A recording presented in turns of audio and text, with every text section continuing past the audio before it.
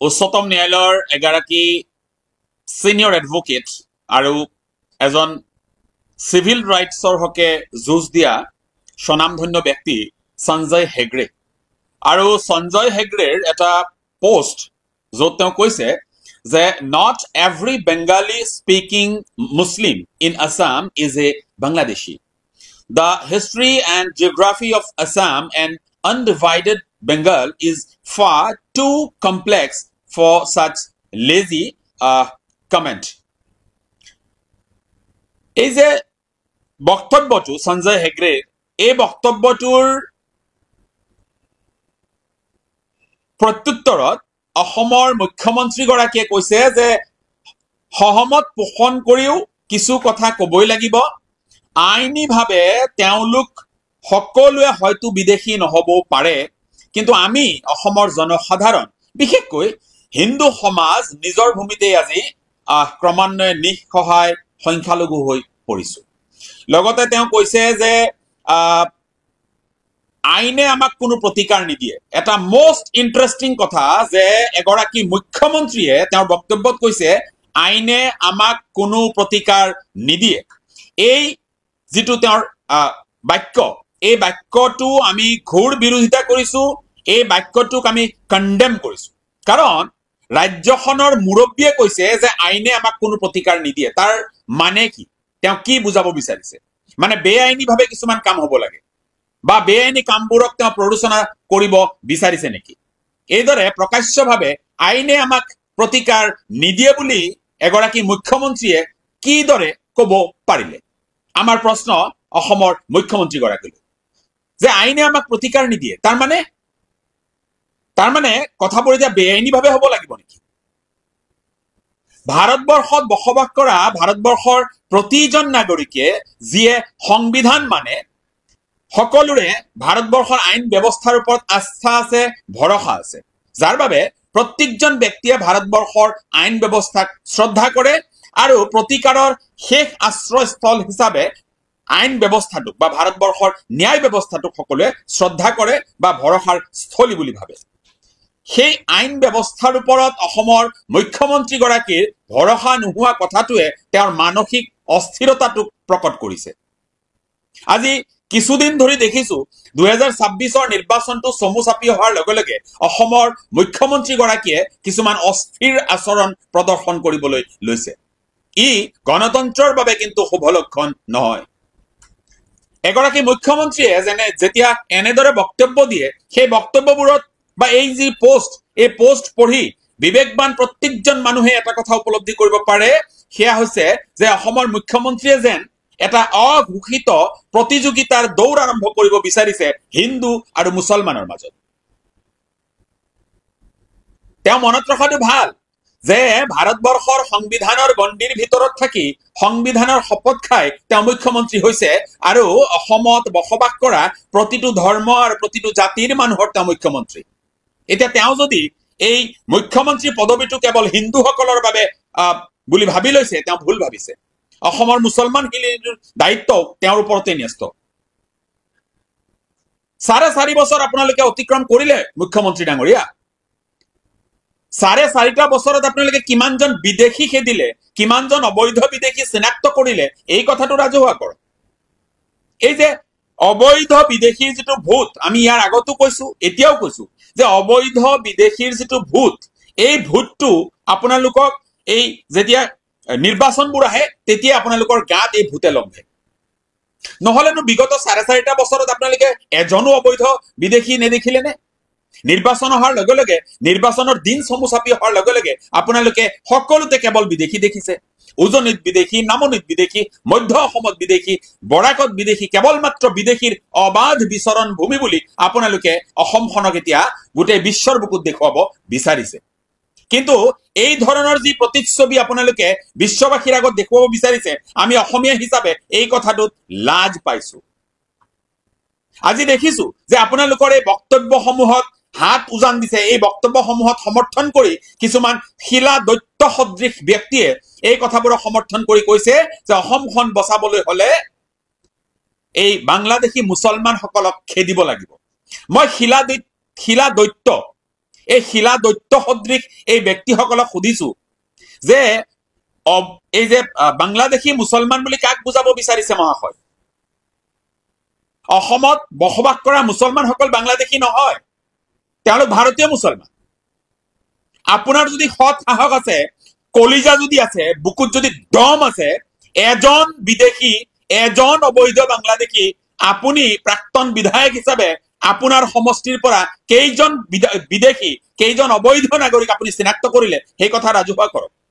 আবুল তাবুল বক্তব্যৰ দৰে পাগলৰ দৰে আচৰণ কৰি জনমানসত নিজকে এজন হিৰো সজাবলৈ যোৱাৰ এই মানসিকতাক আমি ধিক্কাৰ দিছো। আপুনিতো সেইসকলৰ নেতা যিসকলে মাতৃভাষা হিচাপে বাংলাকেই কয়।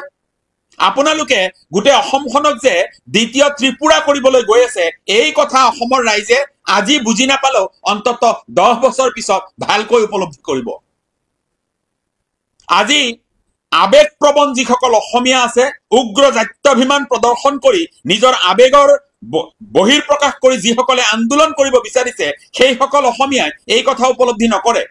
আজি এই শিলা দৈত্য সদৃশ ব্যক্তিসকলৰ যি কুচক্ৰান্ত, সেই চক্ৰান্ত হৈছে অসমখন এখন বাংলাভাষী ৰাজ্য হিচাপে দ্বিতীয়খন ত্ৰিপুৰা কৰাৰ তেওঁলোকৰ সম্পূৰ্ণ পৰিকল্পনা তেওঁলোকে প্ৰস্তুত কৰি পেলাইছে।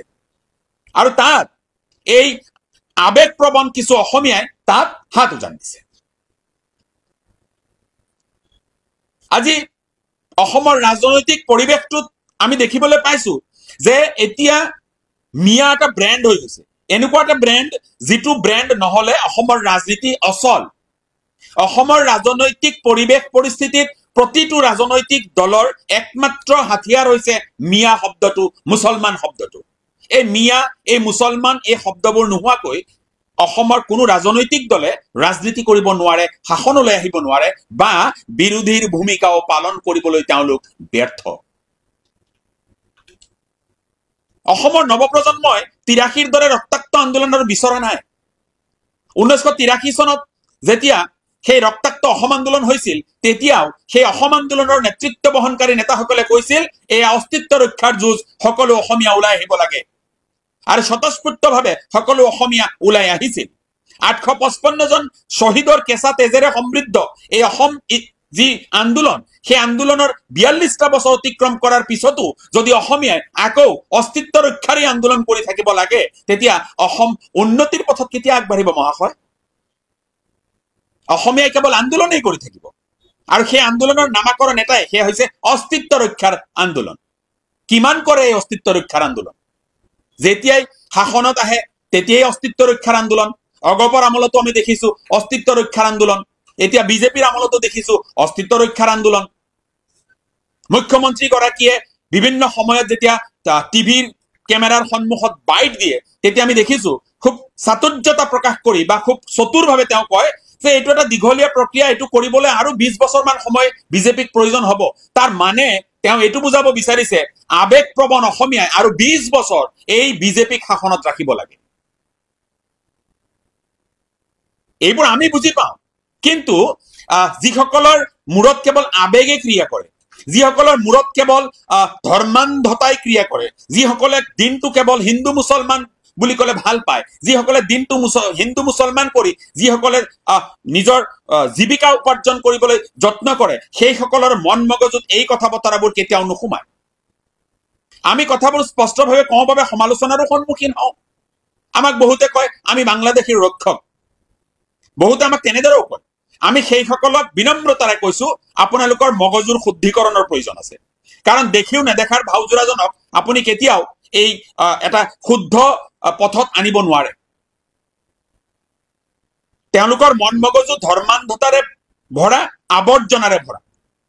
আজি মানুহৰ মনত কিমান ঘৃণা থাকিলে এই যিসকলক উচ্ছেদ কৰা হৈছে সেইসকল মানুহ, সেইসকল ভাৰতীয়, সেইসকলৰ হাতত ভাৰতীয় হিচাপে নিজকে প্ৰতিপন্ন কৰিবলৈ যিখিনি নথি, সেই নথিৰ প্ৰয়োজন আছে। কিন্তু বৰ আচৰিত ধৰণে অসমত এনে এটা জাতি বাস কৰে, অসমত এনে এটা জাতি আছে, সেয়া হৈছে মুছলমানসকল, সেয়া হৈছে এই সংখ্যালঘু মুছলমানসকল, যিসকলে প্ৰতিবাৰেই প্ৰতি মুহূৰ্ততেই নিজৰ এই যি নাগৰিকত্ব সেয়া তেওঁলোকে প্ৰতিপন্ন কৰিব লাগে। পদে পদে তেওঁলোকে লগত কাগজ লৈ ফুৰিব লাগে। কাৰণ সংগঠনবোৰকো তেওঁলোকে কাগজ দেখুৱাবলগীয়া হয়, তেওঁলোকো এতিয়া অথৰিটি হৈ পৰিছে।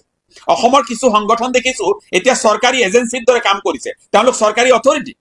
য'তে ত'তে দেখিছো ভিডিঅ' ভাইৰেল হৈছে, য'তে ত'তে দেখিছো মানুহবোৰক ৰখাই সুধিছে তোমাৰ আই কাৰ্ড চাওঁ, তোমাৰ আধাৰ কাৰ্ড চাওঁ, তোমাৰ পেন কাৰ্ড চাওঁ, তোমাৰ ভোটাৰ লিষ্ট চাওঁ। তেওঁলোক কোন? তেওঁলোক কোন? আৰু এনেদৰে অসম চলিছে। এতিয়া এনেদৰে অসম চলিছে। এই অবৈধ খেদাৰ নাম লৈ কিমান সংগঠনৰ জন্ম হ'ল তাৰ হিচাপ নাই। চান্দাজীৱী সংগঠনৰ নাম্বাৰ 1 ষ্টেট হৈছে অসম। চান্দাজীৱী সংগঠনৰ নাম্বাৰ 1 ষ্টেট হৈছে অসম। আপুনি উজনিত গলেও দেখিব, নামনিত গলেও দেখিব, বৰাকত দেখিব, মধ্য অসমত দেখিব, সকলোতে দেখিব এই চান্দাজীৱী আছাম সংগঠনৰ পৈভৰ। এই অবৈধ বিদেশী খেদাৰ বইনালৈ এই সংগঠনবোৰৰ জন্ম হয়। আৰু পৰৱৰ্তী সময়ত নিজে চলিবৰ বাবে, এই নেতাসকল চলিবৰ বাবে তেওঁলোকে কি কৰে? চান্দা সংগ্ৰহ কৰি তেওঁলোকৰ জীৱিকা নিৰ্বাহ কৰে। এই কথা অসমত বাৰে বাৰে প্ৰতিপন্ন হৈছে। তেওঁলোক কিয় ওলাই নাহে? ওলাই আহি তেওঁলোকে এই যিসকল অবৈধ বাংলাদেশী তাত তেওঁলোকে কিয় প্ৰতিপন্ন কৰিব নোৱাৰে? কোনোবা এজন মানুহক আঙুলিয়াই এইজন অবৈধ বাংলাদেশী বুলি ক'লেই তেওঁ অবৈধ বাংলাদেশী হৈ নাযায়। দুৰ্বল নিশকতীয়া এইসকল মানুহক আপোনালোকে টাৰ্গেট কৰিছে। এজন সবল মানুহক টাৰ্গেট কৰি চাওক যদি আপোনালোকৰ কলিজা আছে। এজন সবল মানুহক টাৰ্গেট কৰি চাওক, নোৱাৰে আপোনালোকে। দুৰ্বল নিশকতীয়া শ্ৰমিক শ্ৰেণীৰ ৰিক্সা চালক এইসকল ব্যক্তিক আপোনালোকে টাৰ্গেট কৰে, কৰি এইসকলক আপোনালোকে নিৰ্যাতন কৰে, কৰি নিজকে বীৰ পুৰুষ হিচাপে অসমৰ বুকুত আপোনালোকে প্ৰতিষ্ঠা লাভ কৰিবলৈ যত্ন কৰে। আমি ধিক্কাৰ দিছো আপোনালোকৰ এনে নিকৃষ্ট মানসিকতাক। অসমৰ পৰিৱেশ পৰিস্থিতিটো কলুষিত কৰাৰ ক্ষেত্ৰত আপোনালোকৰ যিটো ভূমিকা সেয়া অনস্বীকাৰ্য। কিন্তু অসমৰ পৰিৱেশ পৰিস্থিতিক উন্নতিৰ পথত আগুৱাবলৈ আপোনালোকৰ ভূমিকা শূন্য। ৰাজনৈতিক পথাৰখন আৰু কিমান হিন্দু মুছলমানৰ কথাৰে আপোনালোকে লেতেৰা কৰিব? এই যিবোৰ কথা বতৰা, এই কথা বতৰাবোৰ অসমৰ নিৰপেক্ষ বুদ্ধিজীৱীসকলে ক'ব লাগিব। আমি দেখিলো কিছুদিন আগত অসমৰ বিৰোধী ঐক্যক একত্ৰিত কৰিবৰ বাবে অসমৰ স্বনামধন্য কিছু বুদ্ধিজীৱীয়ে তাত অগ্ৰণী ভূমিকা গ্ৰহণ কৰি সমাৱৰ্তন বা অভিৱৰ্তন তেওঁলোকে পাতিছে। মই সেইসকল বুদ্ধিজীৱীকো কৈছো, আপোনালোকৰ ভূমিকা অকণমান সন্দেহজনক। আপোনালোকে এই যে নিৰীহ মানুহখিনি বাৰে বাৰে যে নিৰ্যাতিত হয়, এই লৈ কিন্তু আপোনালোকে মাত নামাতে, এই লৈ আপোনালোকে সক্ৰিয় ভূমিকা পালন নকৰে। সেইবাবে আমি অকণমান দুখ পাওঁ। কাৰণ অসমত মই মোৰ সতি সন্তানক নিবিচাৰো যে এটা কলুষিতপূৰ্ণ অসমত মোৰ সতি সন্তান ডাঙৰ হওক। আৰু অসমৰ বিবেকবান কোনো এজন মানুহে এনেকুৱা এটা পৰিৱেশ নিবিচাৰে যিটো পৰিৱেশত তেওঁলোকৰ সতি সন্তানবোৰ ডাঙৰ দীঘল হওক। আজি কেৱল শ্লোগান দিয়া হৈছে যে অসমক 1 নম্বৰ ৰাজ্য কৰি দিয়া হ'ব। এতিয়া ইণ্টাৰেষ্টিং কথাটো হ'ল অসমৰ মুখ্যমন্ত্ৰীক এই 1 নম্বৰ ৰাজ্য কৰিবলৈ প্ৰয়োজন আৰু 50 বছৰৰ। অসমক বিদেশীমুক্ত কৰিবলৈ প্ৰয়োজন আৰু 50 বছৰৰ। অসমৰ পৰা এই যিটো আন্দোলন তেওঁ আৰম্ভ কৰিছে বা যিটো যুদ্ধ তেওঁ ঘোষণা কৰিলে, সেই যিটো যুদ্ধ অস্তিত্ব ৰক্ষাৰ যুদ্ধ, এই অস্তিত্ব ৰক্ষাৰ যুদ্ধখন শেষ কৰিবলৈও তেওঁক 50 বছৰৰ প্ৰয়োজন। মানে কথাটো এনেকুৱা যে বিজেপিক আপোনালোকে আৰু 50 বছৰলৈ শাসনত ৰাখিব লাগে। এই যে মানে চাতুৰ্যতাৰে কথাবোৰ কোৱা হৈছে, এই চাতুৰ্যতাটো যদি আপোনালোকে উপলব্ধি কৰিব নোৱাৰে তেন্তে অসমৰ ভৱিষ্যত বিপদাপন্ন হ'ব। অসমত উন্নতিৰ কথাবোৰ নহ'ব। আজি গৰু চুৰিৰ প্ৰসংগ তল পৰিল, গৰু খুটিৰ প্ৰসংগ তল পৰিল। যেতিয়া আপোনালোকে চৰকাৰলৈ আঙুলিটো হ'ব তেতিয়া চৰকাৰে নতুন নতুন ইস্যু ক্ৰিয়েট কৰি তেওঁলোকে সেই কথাবোৰ গাপ দিবলৈ যত্ন কৰিব। কাৰণ অসমৰ হট টপিকটো হৈছে মিয়া, অসমৰ হট টপিকটো হৈছে হিন্দু মুছলমান। যেতিয়া অসমত মিয়া, অবৈধ বাংলাদেশী, খিলঞ্জীয়া আদি শব্দবোৰ উচ্চাৰিত হয়, অসমৰ আকাশে বতাহে যেতিয়া মুখৰিত হয়, তেতিয়া অসমৰ আৱেগপ্ৰৱণ কিছুমান অসমীয়া আনন্দত উৎফুল্লিত হৈ পৰে। তেওঁলোকক আৰু ভাত পানীৰ কোনো প্ৰয়োজন নহয়। তেওঁলোকে এটা নতুন বিষয় পায়, যিটো বিষয়লৈ তেওঁলোকে আনন্দত মতলীয়া হয়, সেই বিষয়লৈ শ্লোগান দিয়ে। আমি দেখিলো কিছুদিন আগতো দেখিলো যে যিসকলৰ বয়স ভাটি হৈছে, যিসকলে এতিয়া তীৰ্থ কৰিবলৈ যোৱাৰ বয়স, তেওঁলোকে যেতিয়া তেওঁলোকৰ সন্মুখত এই অবৈধ বাংলাদেশী, খিলঞ্জীয়া, মিয়া এইবোৰ শব্দ যেতিয়া তেওঁলোকৰ আগত পুনৰ উচ্চাৰিত হৈছে, তেওঁলোক যেন জাগ্ৰত হৈ গৈছে। যৌৱনপ্ৰাপ্ত ডেকা ল'ৰাৰ দৰে তেওঁলোকে ৰাজপথলৈ ওলাই আহিছে। সেইসকলক মই প্ৰশ্ন কৰিছো, অসমৰ ডেকা শক্তিক আগুৱাই নিবৰ বাবে আপোনালোকৰ অনন্য কি ভূমিকা আছে সেইবোৰ ৰাজহুৱা কৰকচোন। কেৱল এই যে ভাৰতীয় নাগৰিকক এনেদৰে হাৰাশাস্তি কৰি আপোনালোকে অসমক 1 নম্বৰ ৰাজ্য কৰিব নোৱাৰে আৰু শিলাদত্য সদৃশ এই ব্যক্তিসকলৰ চক্ৰান্তত যদি অসমীয়া ভৰি দিয়ে অসম দ্বিতীয় ত্ৰিপুৰা হ'বলৈ বেছি দিন নালাগিব কথাবোৰ মনত ৰাখিব আৰু জুকিয়াই চাব